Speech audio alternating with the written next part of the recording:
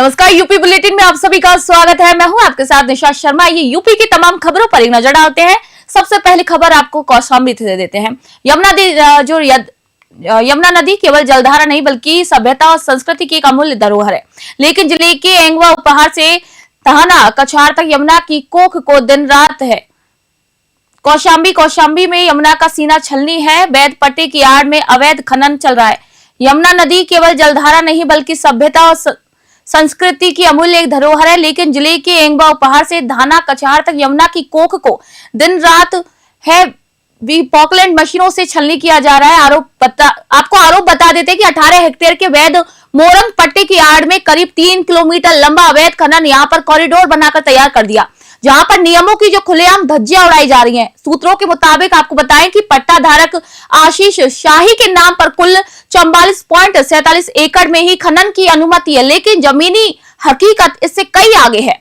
6 से अधिक अवैध खनन पॉइंट बनाकर यमुना का बड़े पैमाने पर दोहन किया जा रहा है। एनजीटी के आदेश पर पर्यावरणीय नियम और खनिज कानून सब कागजों तक सीमित नजर आ रहे हैं। धाना उपहार का एक वीडियो वायरल होने के बाद जिम्मेदार जो विभाग है उनकी चुप्पी कई सवाल यहां पर खड़े कर रही है। यदि यही हाल रहा तो आने वाले समय में यमुना का जो अस्तित्व गंभीर संकट में नजर आ रहा है। कौशाम्बी से अरविंद शुक्ला की रिपोर्ट आपको दिखा रहे हैं।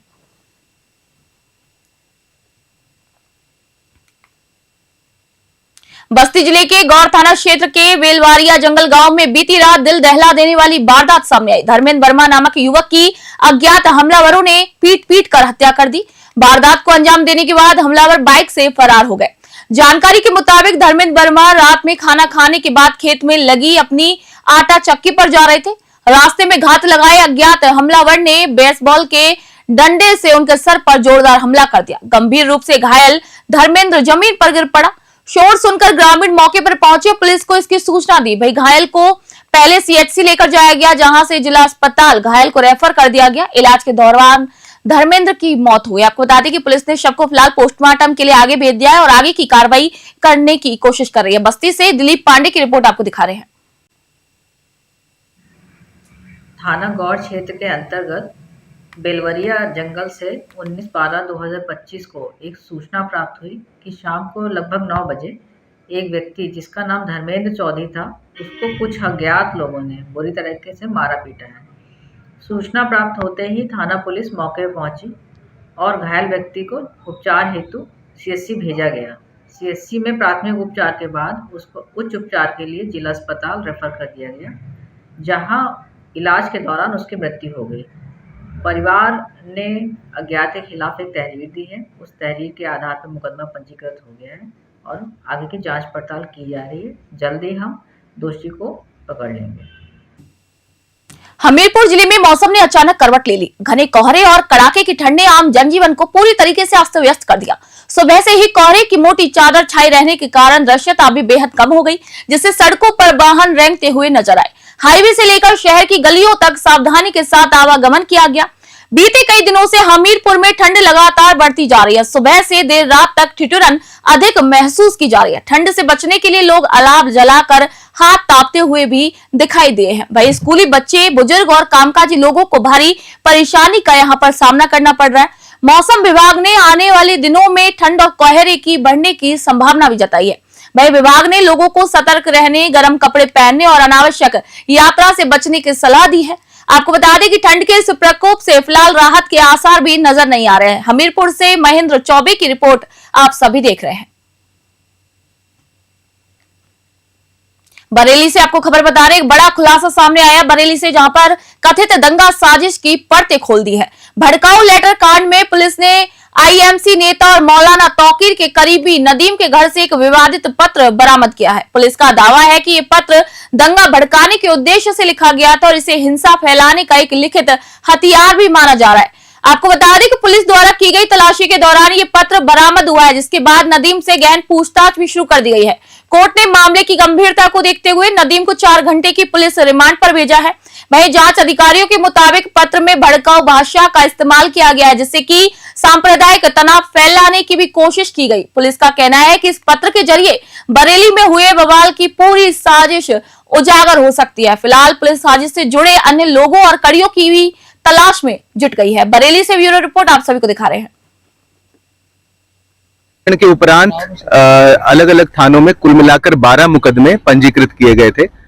उनमें से एक मुकदमा था जिसमें कि एक वादी जिसका नाम लियाकत है, उसने तहरीर दी थी कि नदीम खान और डॉक्टर नफीस व अन्य लोगों के द्वारा, जो कि आईएमसी तौकीर रजा की जो पार्टी है उसके काफी महत्वपूर्ण सदस्य हैं, तौकीर रजा के बहुत ही करीबी लोग हैं, इनके द्वारा एक कूट रचित लेटर तैयार किया गया आईएमसी जो कि तौकीर रजा की पार्टी है उसके लेटर हेड पे। और वो जो कूट रचित लेटर था उसमें ये लिखा गया कि जो मौलाना के द्वारा कॉल दी गई थी 26 सितंबर की, उसको वापस लिया जाता है और सभी लोग अपने अपने मस्जिदों में जो घर के पास में वहां पर नमाज पढ़ेंगे और किसी को इकट्ठा नहीं होना है इस्लामिया ग्राउंड पर। इसी की तर्ज पर ये लेटर इनके द्वारा बनाया गया था आईएमसी के लेटर हेड पे। इस प्रकरण में मुकदमा हुआ और जो इसमें वादी था लियाकत, उसने ये कहा कि ये उसके द्वारा। बदायूं में कल शाम हुई लूटपाट की घटना को लेकर आक्रोश बढ़ गया है। पुलिस की कार्यप्रणाली से नाराज दुकानदारों और ग्रामीणों ने उगैती थाना क्षेत्र के खितौरा गांव में विरोध प्रदर्शन किया। आरोप है कि लूट की घटना के बावजूद थाना अध्यक्ष पर कोई कार्रवाई नहीं की गई, जिससे ग्रामीणों में काफी रोष फैल गया है। गुस्साए दुकानदारों ने अपनी दुकानें बंद कर बिसौली रोड पर जाम लगा दिया। सड़क जाम के कारण दोनों ही ओर वाहनों की लंबी कतारें लग गई और आम लोगों को भारी परेशानी का यहां पर सामना करना पड़ा। सूचना मिलते ही मौके पर बदायूं के एएसपी डॉक्टर ब्रजेश कुमार सिंह पहुंचे और ग्रामीणों को समझाने बुझाने में जुट गए। एएसपी ने लोगों को निष्पक्ष जांच और दोषियों के खिलाफ सख्त कार्रवाई का भरोसा दिलाया। फिलहाल पुलिस पूरे मामले की जांच में जुटी है और स्थिति पर नजर भी बनाए हुए है। बदायूं से अजय पाल यादव की रिपोर्ट आपको दिखा रहे हैं। रात घटना हुई है, शुक्रवार शाम साढ़े 5 घटना हुई है। उसके बाद पुलिस की कार्यप्रणाली को लेकर खतौरा में ग्रामीणों ने जाम लगाया। क्या कहना? देखिए, इसमें श्री कृष्णा ज्वेलर्स के यहाँ लाला रस्तोगी जी की अपनी शॉप है। ये यहाँ पे 4:30 बजे कुछ बदमाश आते हैं। 3 बदमाश अंदर जाते हैं जिनके द्वारा तमंचा दिखा के ज्वेलरी और कैश रुपए ले जाने की बात आई है। जैसे ही बाहर निकले हैं तो पब्लिक के द्वारा साहस दिखाते हुए बदमाशों को पकड़ा गया और उन पे कार्रवाई अभी जारी है। कुछ बदमाशों को जो पिटाई हुई थी उनका इलाज चल रहा है। बाकी जो लूट में कार्रवाई होनी है, चूँकि रिकवरी इनकी गोल्ड की हो गई है, तो रुपए के लिए हमारी 4 टीमें लगी हैं। शीघ्र ही उन पर भी कार्रवाई होगी। और जैसा कि बताया गया कि इसमें इंस्पेक्टर उगैती और चौकी इंचार्ज की लापरवाही आई है। मिर्जापुर से खबर आपको बता रहे, जनपद के थाना चुनार क्षेत्र में पुलिस ने गौ तस्करी के खिलाफ एक बड़ी कार्रवाई करते हुए एक अंतर जनपदीय गौ तस्कर को पुलिस मुठभेड़ में घायल कर दिया और उसे गिरफ्तार किया है। वरिष्ठ पुलिस अधीक्षक सोमेन वर्मा के निर्देश पर चलाए जा रहे विशेष अभियान के तहत अपर पुलिस अधीक्षक ऑपरेशन और क्षेत्र अधिकारी चुनार के नेतृत्व में ये कार्रवाई की गई। पुलिस को मुखबिर से सूचना मिली थी कि 2 पिकअप वाहनों में गौवंशों को मध्य प्रदेश से बिहार वध हेतु लेकर जा रहे थे। आपको बता दें कि सूचना के आधार पर ही पुलिस ने सघन चेकिंग यहां पर शुरू की। पुलिस को देखकर तस्करों ने धौरहरा रेलवे अंडरपास की ओर भागने का भी प्रयास किया। वहीं घिरने पर पुलिस पर फायरिंग भी उन्होंने की है। आत्मरक्षा में की गई जवाबी कार्रवाई में इमरान पुत्र अब्बास अहमद निवासी सोनभद्र के पैर में यहां गोली लगी, जिसे अस्पताल भेजा गया। एक तस्कर फिलहाल फरार हो गया। मौके से 2 पिकअप क्रूरता से बंधे 20 गौवंश और एक अवैध तमंचा और कारतूस भी यहां से बरामद किया गया है। मिर्जापुर से एसएन यादव की रिपोर्ट आपको दिखा रहे हैं। जनपद मिर्जापुर में वरिष्ठ पुलिस अधीक्षक महोदय के निर्देशन में लगातार गो तस्करों के विरुद्ध कार्रवाई की जा रही है। इसी के क्रम में थाना चुनार पुलिस को बड़ी सफलता हासिल हुई है।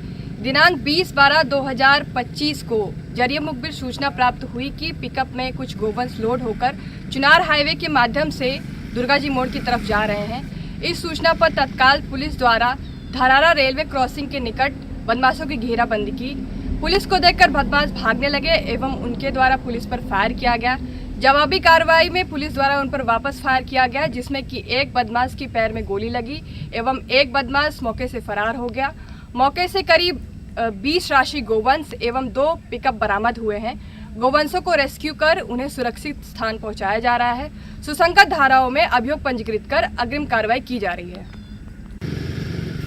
जनपद मिर्जापुर से एक और खबर आपको बता रहे हैं। समाजवादी पार्टी के जिला कार्यालय लोहिया ट्रस्ट पर जिला अध्यक्ष देवी प्रसाद चौधरी की अध्यक्षता में प्रशिक्षण एवं समीक्षा शिविर का आयोजन किया गया। शिविर में मझुआ और नगर विधानसभा क्षेत्र से आए बूथ लेवल एजेंट को एसआईआर अभियान से संबंधित प्रशिक्षण दिया गया। इसी दौरान जिला अध्यक्ष ने सभी बीएलए से अपने अपने बूथ की प्रगति रिपोर्ट की जानकारी ली और शेष बचे कार्यों को समय से पूरा करने के भी आदेश दिए। देवी प्रसाद चौधरी ने इस दौरान कहा कि बीएलए सबसे पहले अपने परिवार के मतदाताओं की जानकारी सुनिश्चित करें और जो मतदाता एसआईआर अभियान से वंचित रह गए हैं उन्हें सहयोग पर जोड़ने का भी कार्य करें। उन्होंने कार्यकर्ताओं में जोश भरते हुए कहा कि आने वाला समय समाजवादी पार्टी का है और सभी कार्यकर्ता अभी से 2027 में होने वाले विधानसभा चुनावों की तैयारियों में जुट जाए। जिला अध्यक्ष ने स्पष्ट किया कि पार्टी कार्यकर्ता किसी भी प्रकार के उत्पीड़न को बर्दाश्त नहीं करेगा। मिर्जापुर से एसएन यादव की रिपोर्ट आप सभी देख रहे हैं। इस समय हम बता दें जनपद मिर्जापुर के समाजवादी कार्यालय में खड़े हुए हैं।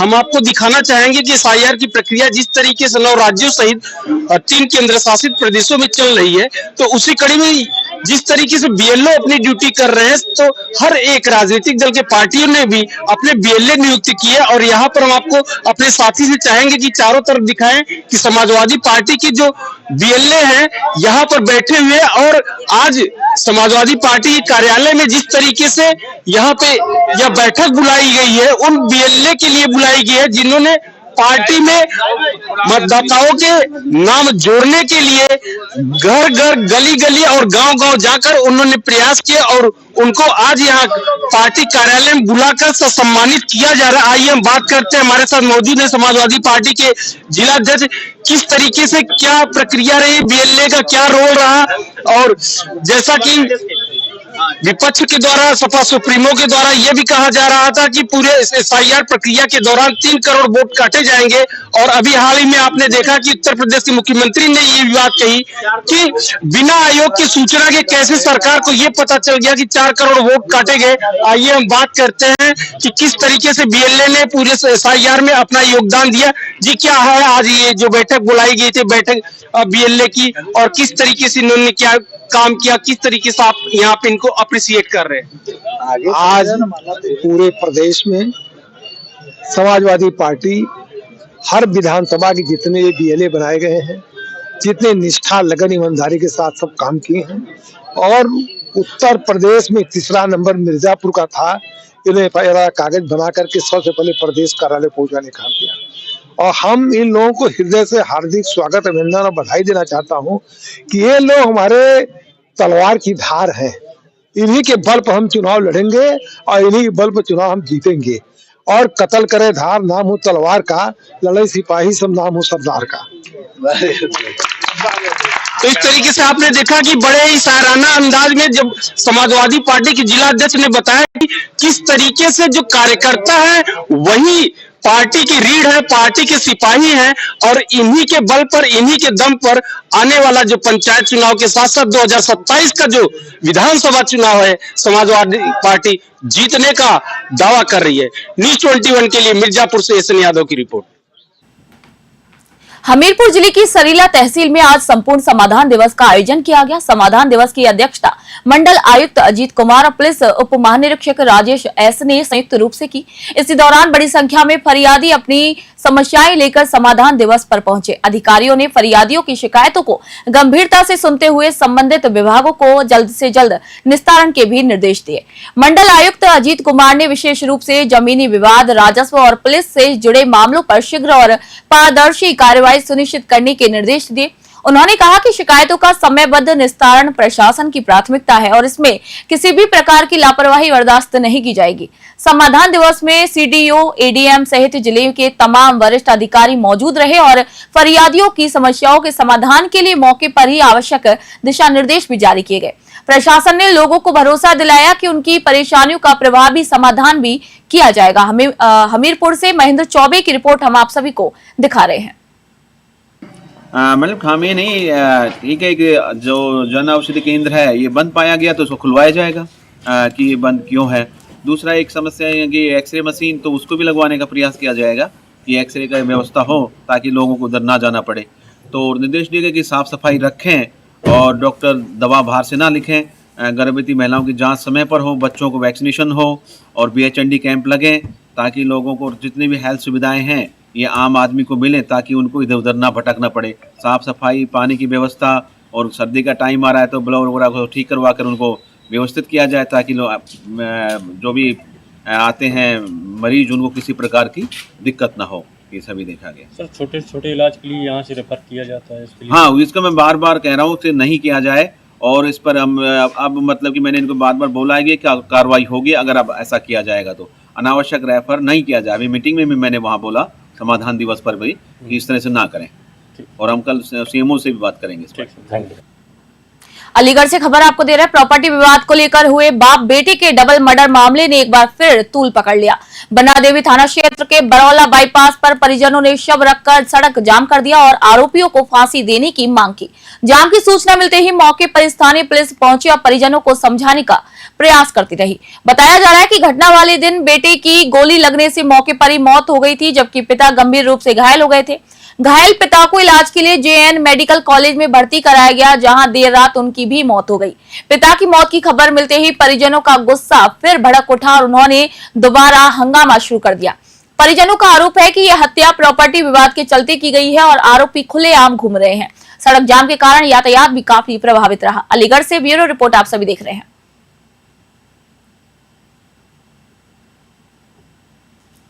देखिए 18 तारीख की एक घटना थी जिसमें यहाँ पे एक प्लॉट के विवाद में इनके भाइयों ने ही गोलीबारी की थी, जिसमें प्रमेश कुमार और सोनू, प्रमेश कुमार की जो है रात में हॉस्पिटल में मृत्यु हो गई। तो इसी को लेकर महिलाएं मांग कर रही थी कि इसमें कड़ी से कड़ी कार्रवाई की जाए। तो इसके लिए ये है कि इसमें अभियोग पंजीकृत किया गया था और आज जो इसमें नामजद 3 अभियुक्त थे, रविंद्र, कृष्णा और उनके भाई, इनको जो है माननीय न्यायालय के समक्ष आज जेल भेजा गया है पेश करके और इसमें आगे कार्रवाई की जा रही है। ये सुरक्षा की बात नहीं की तो इनको अभी तक फिलहाल जो है थाने स्तर से सुरक्षा उपलब्ध कराई जा रही है और इसमें अगर आगे ये कोई और अन्य बात बताते हैं सुरक्षा को लेके तो उस पर भी हम लोग ध्यान देंगे और उस पर कार्रवाई करेंगे। सर जो इनके बाबा थे उनकी भी मौत हो चुकी है? हाँ, वो बता तो रहे हैं, पहले सोनू की मृत्यु हुई थी और ये जो बाबा थे वो रात्रि में जो है इलाज के दौरान उनकी दुखद मृत्यु हो गई है। तो उनका PM चल रहा है, उसके बाद उसमें आगे की विधिक कार्रवाई की जाएगी। और ऐसे खबर आपको दे रहे हैं। जनपद में नए होंडा शोरूम का भव्य उद्घाटन उत्तर प्रदेश विधानसभा अध्यक्ष सतीश महाना ने फीता काटकर और दीप प्रज्वलन कर किया। उद्घाटन समारोह में बड़ी संख्या में जनप्रतिनिधि, प्रशासनिक अधिकारी और गणमान्य नागरिक मौजूद रहे। कार्यक्रम में भाजपा की वरिष्ठ नेत्री और जनप्रतिनिधि गुड़िया कठेरिया, भाजपा जिलाध्यक्ष सर्वेश कठेरिया, जिलाधिकारी डॉक्टर इंद्रमणि त्रिपाठी और पुलिस अधीक्षक अभिषेक भारती की मौजूदगी भी रही। समारोह को संबोधित करते हुए विधानसभा अध्यक्ष सतीश महाना ने कहा कि ऐसे प्रतिष्ठानों के खुलने से जिले में रोजगार के नए अवसर पैदा होंगे और स्थानीय अर्थव्यवस्था को भी मजबूती मिलेगी। उन्होंने होंडा जैसे प्रतिष्ठित ब्रांड के औरैया में विस्तार को विकास की दिशा में एक सकारात्मक कदम बताया।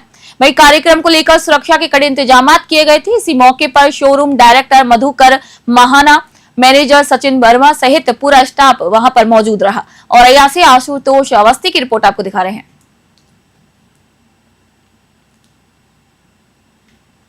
इटावा से आपको खबर बता रहे हैं। थाना वकेवर क्षेत्र के अंतर्गत कस्बा लखना के दीक्षितन मुहाल में दिन दहाड़े हुई फायरिंग की घटना से इलाके में सनसनी फैल गई। कस्बा लखना निवासी शिव सिंह पुत्र स्वर्गीय हमीर सिंह के थाने से प्रार्थना पत्र देकर यहां पर बताया गया कि वह अपने घर के अंदर मौजूद था। इसी दौरान परिवार के ही पक्ष के लोग घर के बाहर गाली गलौज करने लगे। शोर सुनकर जैसे ही वह बाहर आए, आरोप है कि राघवेंद्र उर्फ सोनू ने तमंचे से उन पर फायर कर दिया। गोली शिव सिंह को न लगकर पास से गुजर रहे बुजुर्ग श्यामदेव के हाथ में जा लगी, जिससे वह घायल हो गया। घटना की सूचना मिलते ही थाना पुलिस मौके पर पहुंची और घायल को तत्काल अस्पताल लेकर जाया गया, जहां उनका मेडिकल परीक्षण करवाया गया। पुलिस ने पीड़ित की तहरीर के आधार पर मामला दर्ज कर लिया है और आरोपियों की तलाश भी शुरू कर दी है। दिन दहाड़े हुई इस वारदात से कस्बे में दहशत का माहौल भी बना हुआ है। इटावा से धीरेन्द्र सेंगर की रिपोर्ट आप देख रहे हैं।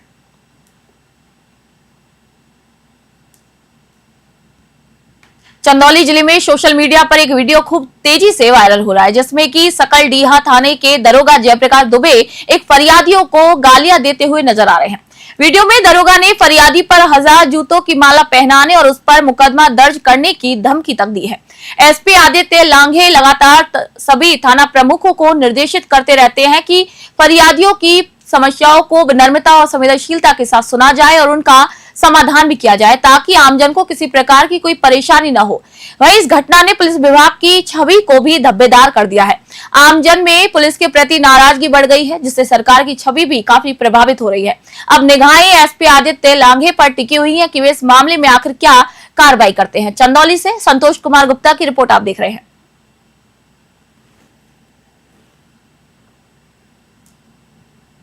खबर मुरादाबाद से। जीएसटी चोरी के एक बड़े मामले में एसआईटी की टीम लगातार कार्रवाई कर रही है और इसी क्रम में एसआईटी ने बोक्स फर्मों के नाम पर ई-वे बिल तैयार करने वाले मुख्य आरोपी परविंदर को पंजाब से गिरफ्तार किया है। आरोपी की निशानदेही पर पुलिस ने mobile phone, SIM card, laptop, pan card और आधार कार्ड बरामद किए हैं। जब्त किए गए लैपटॉप में बड़ी संख्या में फर्जी बॉक्स फर्मों का भी डाटा मिला है, जिससे आगे और भी बड़े खुलासे होने की आशंका जताई जा रही है। गौरतलब है कि बीती 24 अक्टूबर को मुरादाबाद राज्य कर विभाग की टीम ने 2 लोहे के स्क्रैप से लदी गाड़ियां पकड़ी थी। इन गाड़ियों में एक इंटरप्राइजेज फर्म के कागजात लगे थे। जांच में सामने आया कि जिस मोबाइल नंबर पर यह फर्म रजिस्टर्ड थी, उसी पर 122 फर्जी बॉक्स फर्म दर्ज थी। इस मामले में सिविल लाइंस थाने में 2 एफआईआर भी दर्ज कराई गई थी। वहीं मुरादाबाद एएसपी सतपाल अंतिल ने पूरे नेटवर्क के खुलासे के लिए एसआईटी का गठन किया था। मुरादाबाद से ब्यूरो रिपोर्ट आप देख रहे हैं। जीएसटी डिपार्टमेंट के द्वारा एक जीएसटी चोरी का मामला पंजीकृत कराया गया था। इसमें एक एसआईटी की टीम का गठन हुआ था और इसमें 2 मामलों में पूर्व में भी 3 अभियुक्त गिरफ्तार करके भेजे जा चुके हैं। आज इसमें बड़ी सफलता प्राप्त हुई है।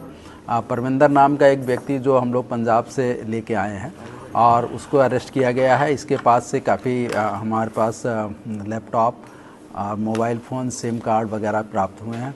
इसका मुख्य काम ये था कि अखलाक नाम का व्यक्ति जो पूर्व में गिरफ्तार किया गया है, उसके द्वारा फर्जी बोगस फर्में इसको उपलब्ध कराई जाती थी और इन जो बोगस फर्में हैं उस बोगस फर्मों का मोबाइल नंबर और मेल आईडी वो चेंज करके उन फर्मों के नाम ई बेबी बिल बना के व्हाट्सएप के माध्यम से वो अखलाक को उपलब्ध कराता था। अखलाक उसका इस्तेमाल करता था और फिर ये जीएसटी की चोरी की जाती थी। इसमें ये पर डे इसके द्वारा बताया गया है कि 1.5 करोड़ से 2 करोड़ के बिल इसके द्वारा बनाए जाते हैं और इसमें जीएसटी डिपार्टमेंट के द्वारा एक जीएसटी चोरी का मामला पंजीकृत कराया गया था। इसमें